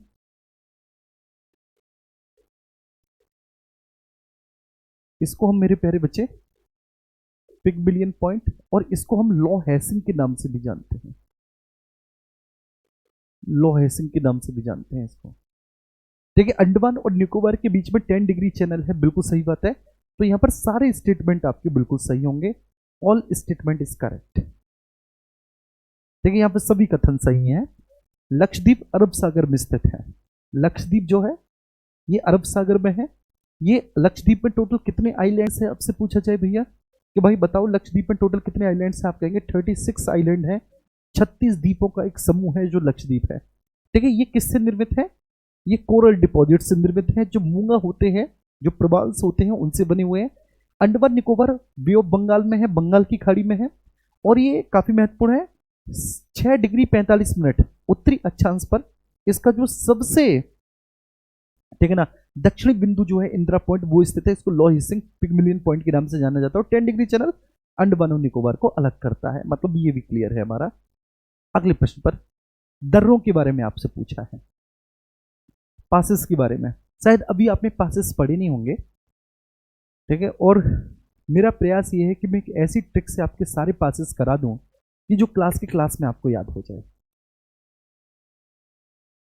हाँ, 572 अंडमान निकोबार में है। यस, ठीक है। अब मैं चाह रहा हूं कि एक ऐसा क्वेश्चन, मतलब एक ऐसा लेकर आया जाए कि जिसमें, ठीक है, आपके सारे पासेस, तो फिर मैं कल कराऊंगा सारे के सारे पासेस, कल कराऊंगा आपको क्लास के क्लास में। तो यहां पर प्रमुख दर्रे और उनकी भौगोलिक स्थिति। जोजिला दर्रा श्रीनगर को लेह से जोड़ता है। जोजिला दर्रा श्रीनगर को लेह से जोड़ता है, जास्कर श्रेणी में है, बिल्कुल सही बात है।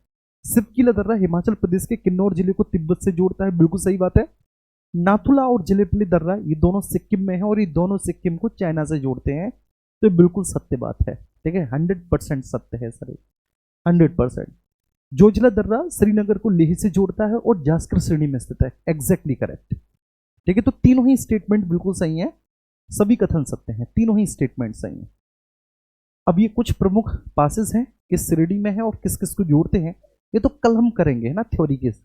अब हम केमिस्ट्री पे आएंगे, और केमिस्ट्री में सबसे पहले हम डाल्टन का जो परमाणु सिद्धांत है उसको हम देखेंगे। डाल्टन का एटॉमिक मॉडल, जो कि डाल्टन ने कब दिया था? 1808 में दिया था, 1808 में दिया था।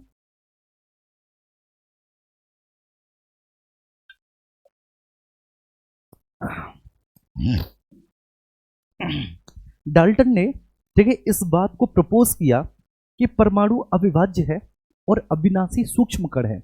बात तो बिल्कुल सही है। डाल्टन ने कहा कि एक एटम जो होता है, परमाणु जो होता है एटम, वो अविभाज्य है।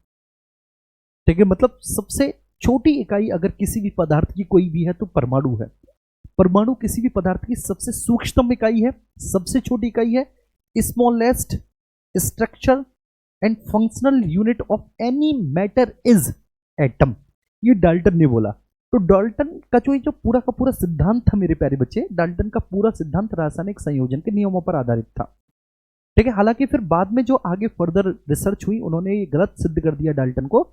उन्होंने कहा कि नहीं डाल्टन साहब, एटम भी प्रोटॉन, न्यूट्रॉन, इलेक्ट्रॉन जैसे 3 मूलभूत कणों से मिलकर बना होता है। इसमें कुछ न्यूट्रिनो वगैरह, पाई मेसोन कण वगैरह भी होते हैं, लेकिन मूलभूत कण जो होते हैं वो इलेक्ट्रॉन, प्रोटॉन और न्यूट्रॉन भी होते हैं। तो ये कहना कि परमाणु अविभाज्य है, ये गलत हो गया, परमाणु विभाज्य है। लेकिन डाल्टन ने ये माना था कि परमाणु अविभाज्य है और अविनाशी सूक्ष्मतम कण है, बिल्कुल है। एक ही तत्व के सभी परमाणुओं का द्रव्यमान और रासायनिक गुण समान होते हैं, ये बात डाल्टन साहब ने बोली थी, बिल्कुल सत्य बात है। डाल्टन ने बोला था कि एक ही तत्व के, जैसे मान के चलिए कोई भी एक तत्व है हाइड्रोजन, तो हाइड्रोजन में कितने परमाणु होते हैं? 2। तो दोनों के दोनों जो परमाणु होंगे हाइड्रोजन के, ये डाल्टन ने बोला है। ठीक है सर, ये डाल्टन ने बोला है क्या, कि दोनों के दोनों परमाणु जो होंगे हाइड्रोजन के, उन परमाणुओं का द्रव्यमान और उनके रासायनिक गुणधर्म बिल्कुल समान होंगे।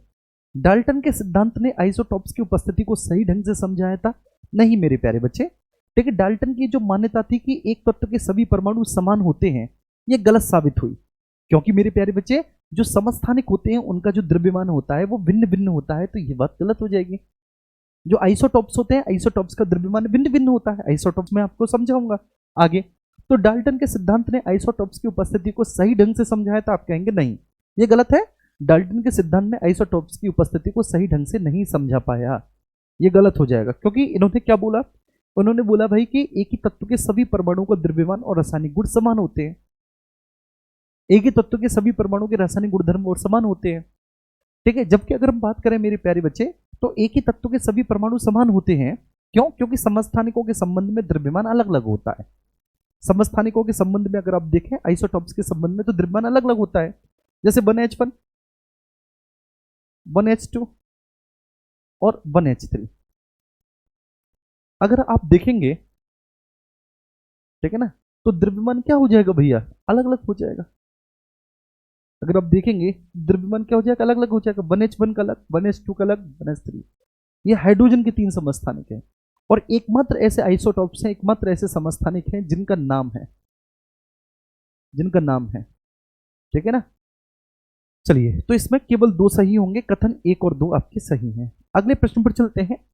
जे थॉमसन का जो प्लम पुडिंग मॉडल है, इसको तरबूज मॉडल के भी नाम से हम जानते हैं। जे थॉमसन का जो प्लम पुडिंग मॉडल है, 1904 में इलेक्ट्रॉन की खोज के बाद उन्होंने इस मॉडल को दिया था, ये समझना है। जे थॉमसन ने 1904 में जब इन्होंने इलेक्ट्रॉन की खोज की, तो इलेक्ट्रॉन की खोज के बाद उन्होंने इस प्लम पुडिंग मॉडल को दिया।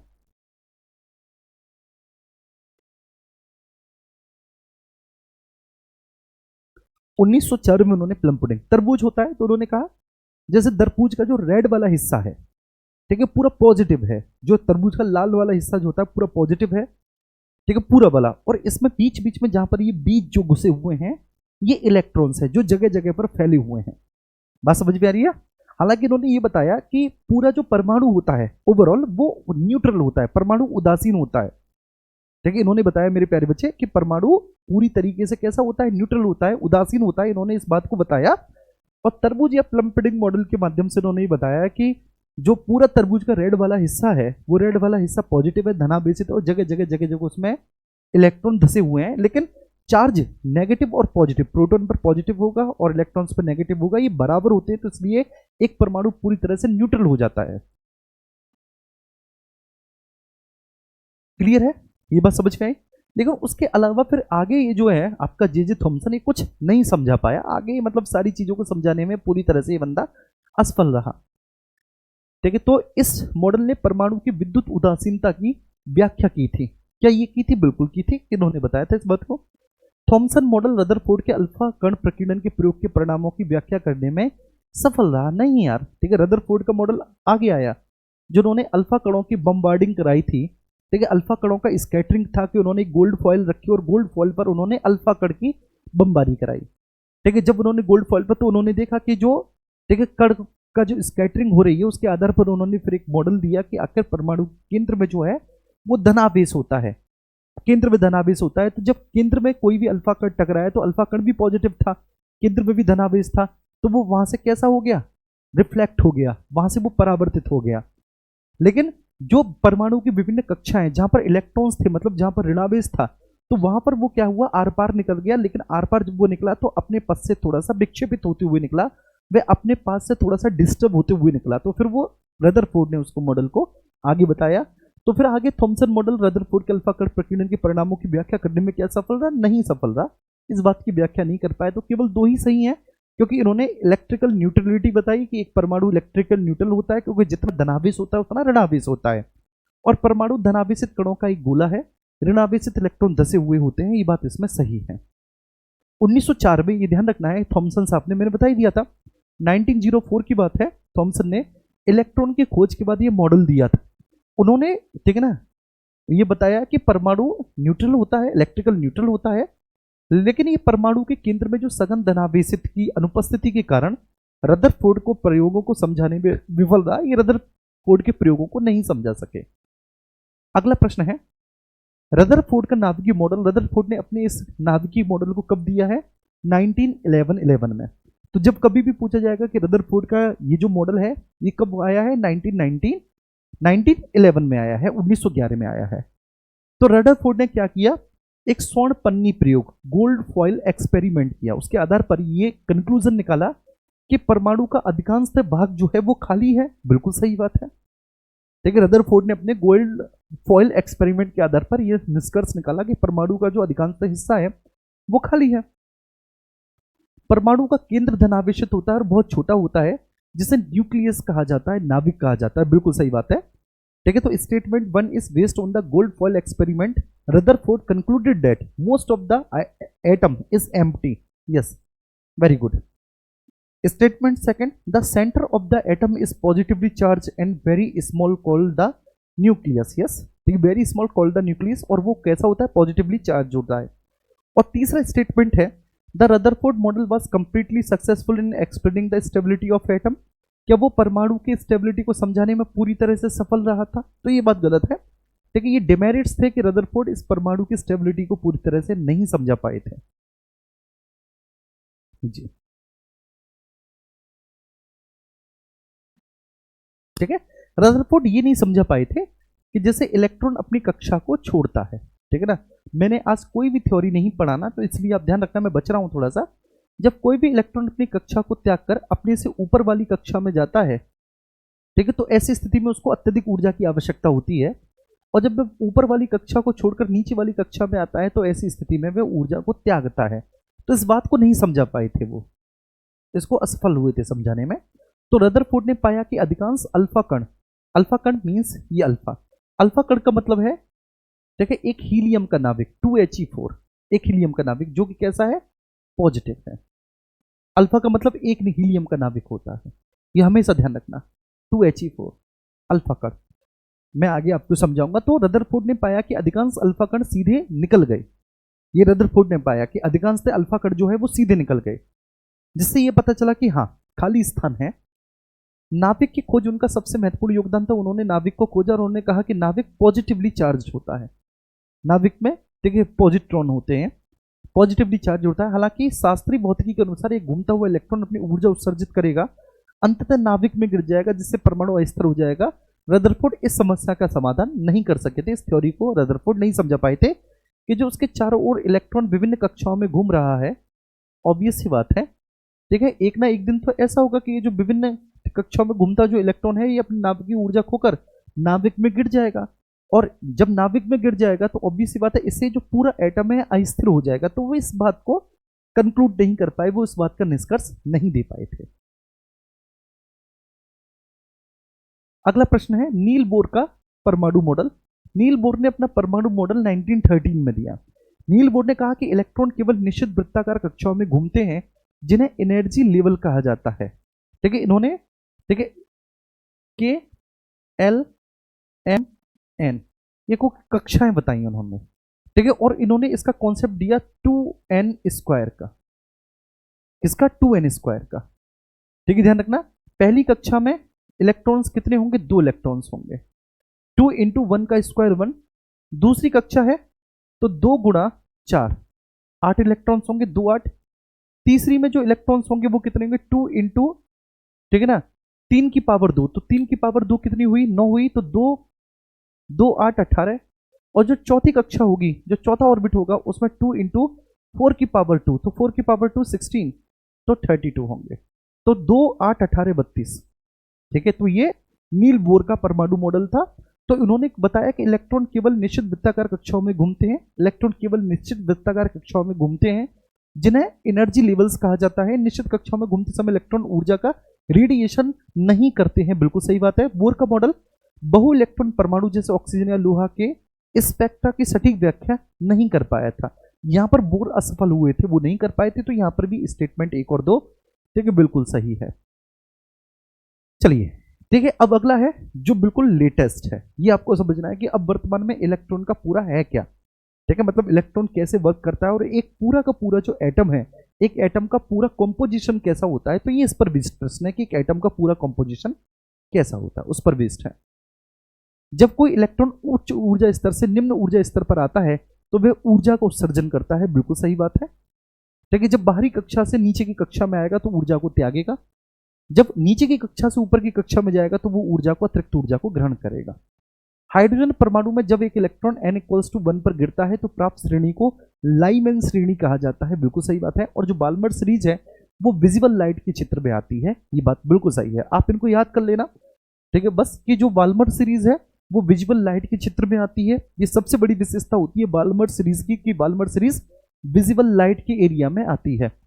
हाइड्रोजन परमाणु जब इलेक्ट्रॉन n इक्वल्स टू 1 पर गिरेगा तो इस श्रेणी को, जो श्रेणी प्राप्त होगी, इसको लाइमैन सीरीज के नाम से हम जानेंगे, इसको लाइमैन सीरीज कहेंगे। ये ध्यान रखना। बामर श्रेणी वहां पर है मेरे प्यारे बच्चे जब n इक्वल्स टू 2 पर इलेक्ट्रॉन लौटेगा। बामर श्रेणी का मतलब है जब n इक्वल्स टू 2 पर इलेक्ट्रॉन लौटेगा तो वो मानव आंख के द्वारा देखा जा सकता है। लेकिन ये जो लाइमैन श्रेणी है ये अल्ट्रावायलेट क्षेत्र में आती है, और अगर ये अल्ट्रावायलेट क्षेत्र में आती है मेरे प्यारे बच्चे तो बड़ा स्वाभाविक होता है कि ठीक है इस स्पेक्ट्रम को हम नहीं देख सकते क्योंकि अल्ट्रावायलेट स्पेक्ट्रम में आती है। चलिए, डाल्टन की मुख्य विशेषता है कि अविभाज्य कण, ठीक है, इन्होंने उप परमाणु कणों की खोज ने इनको, मतलब इन्होंने इलेक्ट्रॉन, प्रोटॉन और न्यूट्रॉन के बारे में कोई व्याख्या नहीं की। तो जब इलेक्ट्रॉन, प्रोटॉन और न्यूट्रॉन खोजा गया तो ये जो डाल्टन का परमाणु मॉडल है ये असफल हो गया। ये डाल्टन का परमाणु मॉडल असफल हो गया। जब इलेक्ट्रॉन, प्रोटॉन और न्यूट्रॉन खोजा गया तो इलेक्ट्रॉन, प्रोटॉन और न्यूट्रॉन के खोजे जाने के बाद डाल्टन का परमाणु मॉडल कैसा हो गया भैया? असफल हो गया, असफल हो गया। ठीक है, थॉमसन का प्लम पुडिंग मॉडल है, इन्होंने नाभिक की संरचना नहीं बता पाई है। रदरफोर्ड ने नाभिक की खोज की, यस, लेकिन ये परमाणु की स्टेबिलिटी को एक्सप्लेन नहीं कर पाए। और बोर ने ऊर्जा स्तर, विभिन्न सेल बताए हैं, ठीक है, KLMN, ठीक है, लेकिन ये बहु इलेक्ट्रॉन प्रणालियों के लिए विफल रहा। अब है आपके चाल्कोलिथिक एज। क्या आपकी चाल्कोलिथिक एज करा दी है? प्लीज मुझे बताएंगे हिस्ट्री में। ताम्र पाषाण काल और नव पाषाण काल क्या आपका करा दिया हिस्ट्री में, हाँ या ना?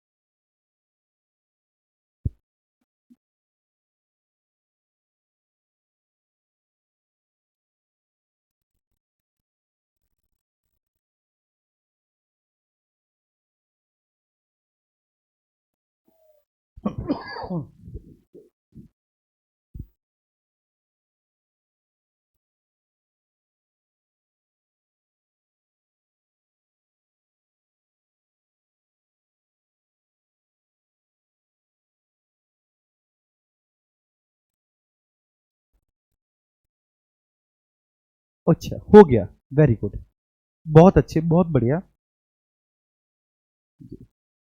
हो गया चाल्कोलिथिक एज। तो ऑब्वियस सी बात है, ठीक है, फिर चाल्कोलिथिक एज के भी हम क्वेश्चंस को देख लेते हैं क्योंकि चाल्कोलिथिक एज आपका हो चुका है ना। आइए, चाल्कोलिथिक एज में पत्थर और तांबे के औजारों का एक साथ उपयोग किया जाता था, मैंने आपको बताया था, बिल्कुल, तभी वो चाल्कोलिथिक एज के नाम से जानी गई क्योंकि उसमें पत्थर और तांबे के, ना तो पत्थर को पूर्णतः त्यागा जा चुका और ना ही तांबे को पूर्णतः अपनाया जा चुका। तो इसलिए ये जो है ना एक मिश्रित संस्कृति थी, एक मिलीजुली संस्कृति थी, इसलिए इसको चाल्कोलिथिक एज के नाम से हम लोग जानते हैं, ताम्रपाषाण काल के नाम से जानते हैं कि ना तो पत्थर को पूर्णतः त्यागा जा सका और ना ही आहार संस्कृति और जोरवे संस्कृति इस युग की प्रमुख रीजनल कल्चर्स हैं। यस, आहार संस्कृति जो है मेरे प्यारे बच्चे ये आपको राजस्थान में देखने को मिलेगी, दक्षिण पूर्वी राजस्थान में आहार संस्कृति या फिर इसको बनास संस्कृति के नाम से भी जानते हैं। इसमें एक बहुत प्रसिद्ध स्थल है आपका गिलुंद। जोरवे संस्कृति जो है आपको महाराष्ट्र में देखने को मिलेगी, ये भी ताम्रपाषाणिक संस्कृति थी। इस संस्कृति की सबसे बड़ी विशेषता ये थी कि इस संस्कृति की संरचना ये ग्रामीण संस्कृति थी, यहाँ के लोग पशुपालन करते थे, ठीक है ना, इस संस्कृति के लोग कृषि भी करते थे, पशुपालन करते थे, ग्रामीण संस्कृति थी। इस संस्कृति के स्थलों की संरचना गोल होती थी, इस संस्कृति के स्थल किसी न किसी नदी के किनारे होते थे, लोग जो रहते थे वो, ठीक है ना, कच्ची मिट्टी और घास फूस से बनाए हुए घरों में रहते थे, प्राय घर कच्चे होते थे, लेकिन गिलुंद में पकी हुई ईंटों का भी साक्ष्य मिला है। और प्लस जो घर होते थे वो एक कमरों वाले होते थे, लेकिन एक इनाम गांव है, इनाम गांव में 5 कमरे वाले भवन के भी साक्ष्य मिले हैं। ये मुख्य रूप से शहरी थे और पकी हुई ईंटों के रूप में रहते थे। नहीं, पकी हुई ईंटों के रूप में केवल गिलुंद में लोग रहते थे। गिलुंद घर प्राय 1 कमरे के होते थे, लेकिन इनाम गांव में 5 रूम्स वाला एक घर मिला है। ये कुछ एक्सेप्शंस है। 5 रूम्स वाला घर कहां पर मिला है? इनाम गांव में मिला है। इनाम गांव में 5 घरों वाला, देखिए 5 कमरों वाला घर मिला है। अच्छा, अगला है questions, the socio economic structure of the Jorwe and Ahar culture. Socio economic structure of the Jorwe and Ahar culture, ये अगला प्रश्न है। जोरवे और आहार संस्कृति का सामाजिक आर्थिक ढांचा, उससे ये प्रश्न पूछा गया है। तो आपको बताना है, जोरवे संस्कृति के लोग मृतकों के पैर काटकर उन्हें दफनाते थे ताकि वे भूत बनकर वापस ना आ सके। जी हाँ, ये एक मान्यता थी। जोरवे संस्कृति जो है महाराष्ट्र में फली फूली। यहाँ पर जितने भी अडल्ट लोग होते थे, जो वयस्क लोग होते थे, उनके ठीक है टखने के नीचे का पूरा हिस्सा काटकर उनको कलशों में दफनाया जाता था। ये ध्यान रखना है। आहार संस्कृति ये राजस्थान की है। आहार संस्कृति, गुलुन संस्कृति भी इसको कहते हैं, बनास संस्कृति भी इसको कहते हैं। राजस्थान में बनास नदी घाटी में ये फूली फाली। यहाँ पर एक स्थान है गुलुंद। गुलुंद को हम ताम्बवती के नाम से भी जाना जाता है। गुलुंद एक स्थान है, गुलुंद को ताम्बवती के नाम से जानते थे। गुलुंद, ताम्बवती। ताम्बवती का मतलब है तामा वाली जगह, ठीक है, तामा वाली जगह, तो बिल्कुल सही है। देमाबाद जो है वो जोरवे संस्कृति का सबसे बड़ा स्थल था। यस, देमाबाद महाराष्ट्र में। यहां से देमाबाद से जो है आपके कॉपर के, मतलब तांबे के, कॉपर से निर्मित बहुत सारे हमको खिलौने मिले हैं, टॉयज मिले हैं, खिलौने टॉयज मिले हैं, जिसमें इक्का गाड़ी, बैलगाड़ी, रथ गाड़ी, ये सब फेमस है। इक्का गाड़ी, बैलगाड़ी, इसमें रथ गाड़ी, ठीक है, हाथी, गैंडा, भैंसा, इन सभी की कॉपर मूर्तियां हैं। हाथी, गैंडा, भैंसा, इन सभी की कॉपर मूर्तियां मेरे प्यारे बच्चे आपको यहां से देखने को मिली हैं। अगला प्रश्न, क्वेश्चन नंबर 20 है, और ठीक है, ये आई थिंक ये लास्ट प्रश्न होगा, क्वेश्चन नंबर 20 आपका। ठीक है, भारत में लौह युग के बारे में पूछा है, आयरन एज। तो आयरन एज में, आयरन एज और पेंटेड ग्रेवियर कल्चर, पीजीडब्ल्यू मतलब पेंटेड ग्रेवियर कल्चर। बस एक बात आपको ध्यान रखनी है कि सबसे पहले है आपके गेरुए चित्रित मृतभांड। पहले जो है वो है गेरुए चित्रित मृतभांड। इसको कहेंगे हम गेरुए चित्रित मृतभांड को OCR, ठीक है ना, गेरुए चित्रित मृतभांड। दूसरे हैं आपके लाल एवं काले मृतभांड, रेड एंड ब्लैक, ठीक है, आपके वेयर रेड एंड ब्लैक। इसके बाद है उत्तरी काले पॉलिश वाले और चित्रित धूसर मृतभांड। ये जो उत्तरी काले पॉलिश वाले और चित्रित धूसर मृतभांड हैं, ये एक्चुअली आयरन एज को बिलोंग करते हैं, आयरन एज को, ठीक है। तो चित्रित धूसर मृतभांड जो है ये भारत के प्रारंभिक लौह युग से जुड़ी हुई है, बिल्कुल सही बात है। चित्रित धूसर मृतभांड भारत के प्रारंभिक लौह युग से जुड़ी हुई है। मैं फिर से बोल रहा हूं, पहले मृतभांड है, मृतभांड मीन्स वेयर, मृतभांड वेयर, इनको कहेंगे हम मिट्टी के बर्तन। मृतभांड मतलब बेटा मिट्टी के बर्तन, मृतभांड। मृतभांड 4 हैं, और ये 4 मृतभांड अलग अलग कल्चर के हैं, अलग अलग टाइम पीरियड के हैं। 4 प्रकार के हैं, 4 टाइप्स के हैं। ये 4 टाइप्स के जो हैं डिफरेंट कल्चर, ठीक है, और डिफरेंट टाइम पीरियड के हैं। तो कौन सा मृतभांड किस कल्चर और किस टाइम पीरियड का है, कौन सा जो मृतभांड, कौन सा वेयर किस कल्चर और किस टाइम पीरियड का है, ये आपने समझ लिया तो लाइफ जिंगा लाला। ठीक है जी, अब समझो। चलिए, सबसे पहले हैं आपके गिरुए चित्रित मृतभांड, गिरुए चित्रित मृतभांड, मृतभांड, इनको इंग्लिश में बोलेंगे हम लोग, ठीक है ना, ओकर पेंटर, ओकर पेंटेड वेयर, OPW बोलेंगे, OPW ओकर, ठीक है, पेंटेड वेयर, गिरुए चित्रित मृतभांड। जो पहले प्रकार के हुए वे गिरुए चित्रित मृतभांड हुए। प्रथम प्रकार के आपके ये हुए गिरुए चित्रित मृतभांड।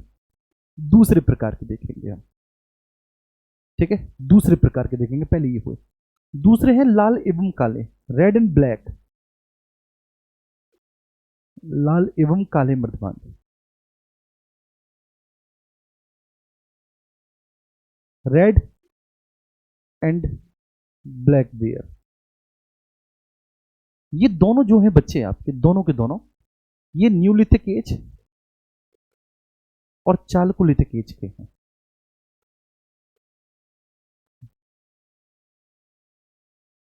ठीक है, कोई भी आपसे पूछे कि ये कब के हैं तो आप मुस्कुरा कर कहना कि ये न्यूलिथिक एज और चालकोलिथिक एज के हैं। भैया किसके हैं, कब के हैं, न्यूलिथिक एज और चालकोलिथिक एज के हैं ये। इसके बाद आएंगे आपके चित्रित धूसर मृदवांड, पेंटेड ग्रेवियर,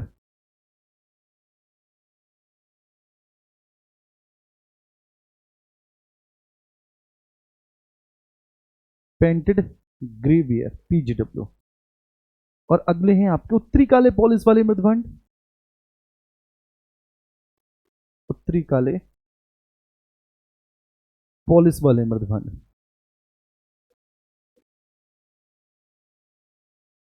पॉलिश वाले मृदवांड। ठीक है ना, इसको कहेंगे north black polished ware, NBPW। ये दोनों जो हैं, ठीक है, ये दोनों आपके आयरन एज के हैं। ये दोनों आपके किसके हैं बच्चे, आयरन एज के। ये दोनों आयरन एज के हैं। तो प्रश्न पर चलते हैं। अतरंजी खेड़ा हस्तिनापुर PGW स्थल है, माफ कीजिएगा, PGW मतलब पेंटेड ग्रेवियर चित्रित दूसर मृदवांड। अतरंजी खेड़ा एटा में है, ये भी आपका, ये अतरंजी खेड़ा कहां पर है बच्चे, उत्तर प्रदेश के एटा में है अतरंजी खेड़ा। और this is belonging to iron age, देखिए यहां पर आयरन एज से संबंधित लोहे को गलाने वाली भट्टियां वगैरह ये सब मिली अतरंजी खेड़ा से। Hastinapur is belonging to Meerut, ये मेरठ में है हस्तिनापुर, मेरठ में है हस्तिनापुर। और ये भी बिलोंग करता है आपका आयरन एज से। ये पेंटेड ग्रेवियर है, ऑब्वियस सी बात है, क्योंकि आयरन एज के जितने भी स्थल है, मैंने जस्ट अभी आपको बताया कि आयरन एज के सारे स्थलों में पेंटेड ग्रेवियर पाए जाते हैं, जिसमें लोहे के औजारों के प्रमाण मिले हैं। लोहे के आगमन ने गंगा घाटी के घने जंगलों को साफ करने और कृषि सरप्लस को पैदा करने में मदद की, बिल्कुल मदद की। तो बोथ विल बी राइट। ठीक है, मतलब बोथ क्या, ट्राइस विल बी राइट। इसमें तीनों के तीनों सही हैं, सभी खत्म, all of the above will be right. चलिए, तो यहीं तक हमारी आज की क्लास थी। ठीक है, इतने ही क्वेश्चंस थे। मैंने आज पहले ही बोला था कि आज हम MCQ मतलब क्वेश्चंस कराएंगे, आज क्वेश्चंस पर हमारा फोकस रहेगा। थैंक यू सो मच भैया। भूख लग रही है, ठीक है, चाय के साथ खाना खाऊंगा, भूख लग रही है और थकान भी हो रही है, दोनों ही चीजें हैं। आप सब लोगों ने तो खा लिया होगा है ना खाना, पढ़ते पढ़ते आराम से खाना खा लिया होगा भाई सभी लोगों ने।